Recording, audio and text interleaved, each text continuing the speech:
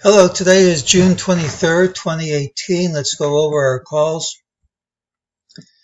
We said Thursday's pattern was the one with the early low and the late high, and if the high didn't go over the high of the day, it led to lower prices. Well, sometimes this high is delayed because the open of the next day is a surrogate for the close of the prior day.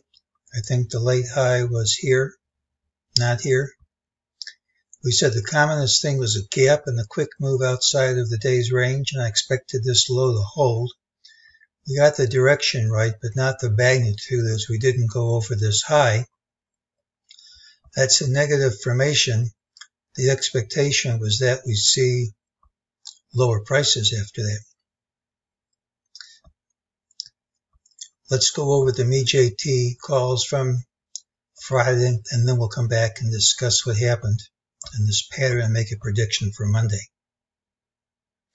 Well, during the day, MEJT said ultimately lower prices would print, which they did.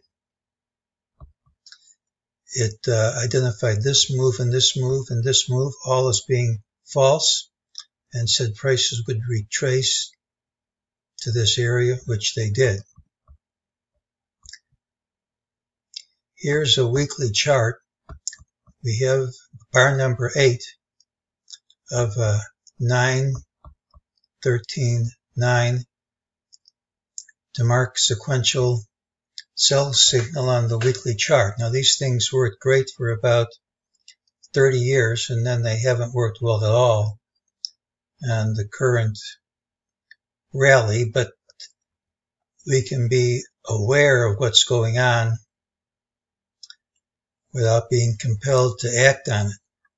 All we have to do is close over this close, which is 27.34.62 this next week, to give a sell signal by his work. Now the last bar can finish early,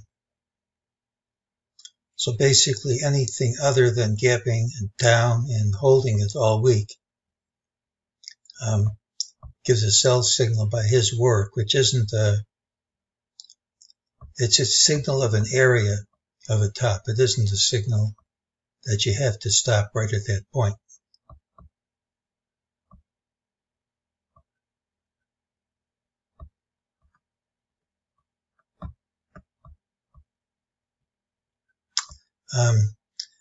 Well, it's negative when you start out high, go down all day, but it's not so negative when after dropping all day you can't take out the early low or any of these other lows. It's also not so negative when you have a wall into the close. Usually it's led by gapping up the following day. But on the other side of the coin, the last move on a Friday usually carries over into Monday's open. So with conflicting signals, the commonest thing, not the only thing, is to have a gap and promptly move outside the day's range. I think there's a good chance the gap is going to be up, but we won't know until Monday's open. Let's go over the reasons. This was my expectation. That hasn't changed. We have an impulse down. We have a consolidation, I think, has a few more months to go. And then we should have another impulse down. We had this as A and this is an AB, but I'm not so certain this high is going to hold now.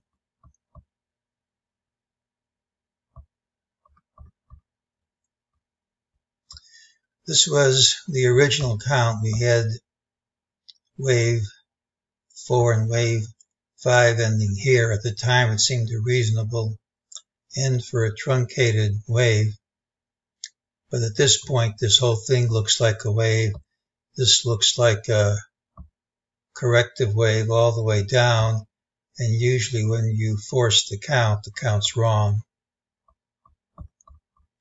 Even though that count doesn't break any rules, I think it looks cleaner if this is the end of 3 and that's the end of 4, which implies we have more upside to go. It isn't the only way to count it because there's no overlap. This could be 1, 2, 3, 4. Again, it improves one more fling up before we go down. This was the original count, and if we continue dropping from here, you can explain it. You can say, here's 1, here's 2, here's 1, here's your ABC, and we're in a third wave and down. And if we start dropping like a stone, I'm going to have to say, even though it looks forced, that probably is what's going on. But I think this is a more plausible count. Here's your ABC. That's the end of wave 4, and that would have us in wave 5 up, which isn't complete yet. Now, here's your stilt. Here's your stilt. Here's your diamond. Here's the middle of the diamond. And on Friday, we found resistance at the origin of the left stilt. But it's possible to say that this whole thing is a stilt, that this formation here is a diamond, the whole thing, and if we gap up, that would be the right stilt, and it would meet resistance at the origin of the left stilt about 2771.5. Now, if that were to happen, you would see it would be a perfect fib target of the prior consolidation here, and the perfect fib target of the prior consolidation here. So if we get a gap up, it's a logical place to expect resistance. So this is one of those times with conflicting indicators where you just have to wait to see what happens at Monday's open. I think the most likely thing is that this is a false move, that we gap up over this high, at least over this leg, rally, and the pattern that goes low to high and find resistance around 2771.5. But if I'm wrong on that, it should be clear before the open. And if I'm wrong, I think my least likely count, but a possible count, is that we're starting an impulse down. So I'm looking forward to seeing how we open Monday to see which of those scenarios holds up.